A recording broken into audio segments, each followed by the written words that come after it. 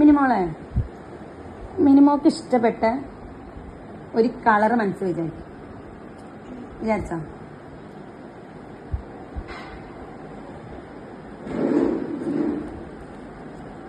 ആ കളർ മാം ഈ പേപ്പറിൽ എഴുതിയിട്ടുണ്ട്, ഓപ്പൺ ചെയ്യരുത് കേട്ടോ.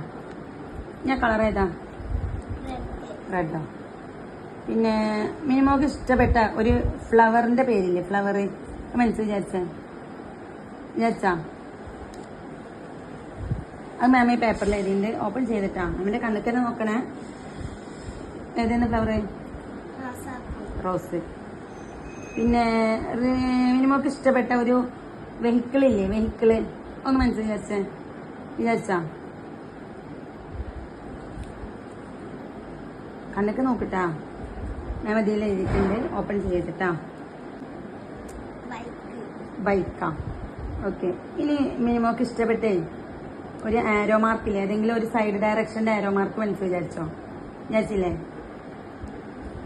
ആ മാം ഇതിൽ വരച്ചിട്ടുണ്ട് കേട്ടോ. അപ്പൊ മാം ഇതൊക്കെ ശരിയാണോ നോക്കണ്ടേ നമുക്ക്?